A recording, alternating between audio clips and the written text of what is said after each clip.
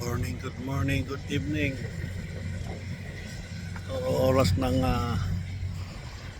trabaho pero naghihintay pa rin yung aming gagawin guys. Tapos na yung lumabas na doon yung guide ng casing. So hintay namin yung surveyor i-check kung talagang tama yung grid nila. Tsaka namin tatanggalin yung machine na yan. Ipalit namin yung casing nandun.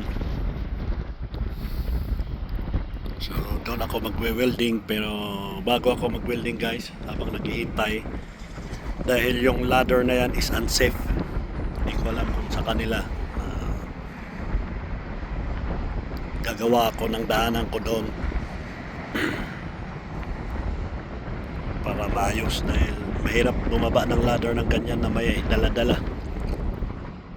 So bababa ako doon, gagawa ako ng stair ba, ako doon guys, bababa.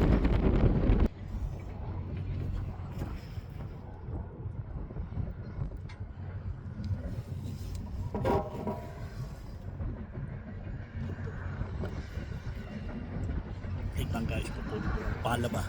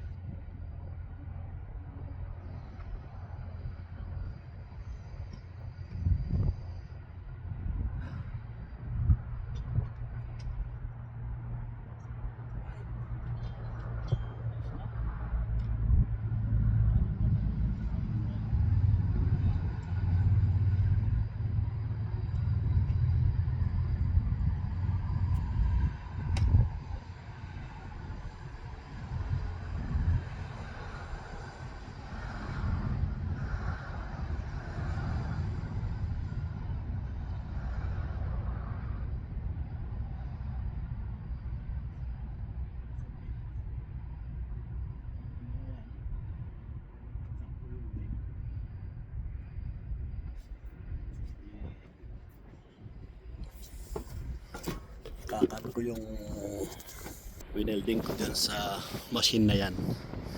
Talangkalin namin yan saka ano,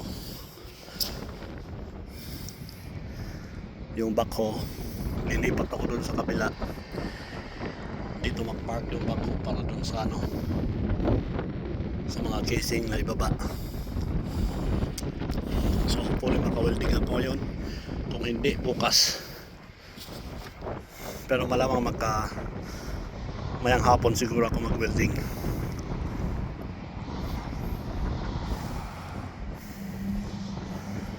So hintayin ko pa sila habang naghihintay dahil tagal na dumating yung ano,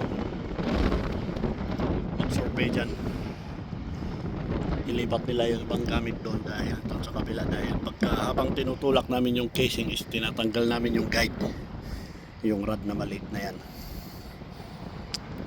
So may tao doon tagatanggal, aasisan ko silang magtulak dito. Maghapon na yan, and that's it for the day. So today is Friday, malamang bukas is Sabado. Malamang papasok kami bukas. Maluwang itong gagawin nilang ano, hindi ko alam kung bahayan to o building.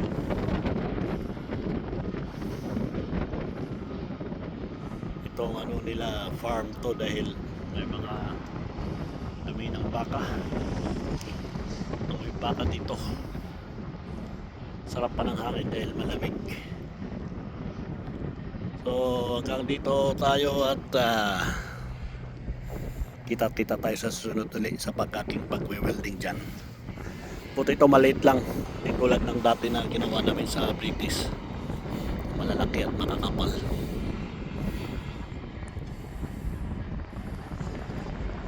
Ingat-ingat tayong lahat dyan, saman tayo sulok ng mundo. Ingat, and God bless you all. See you again.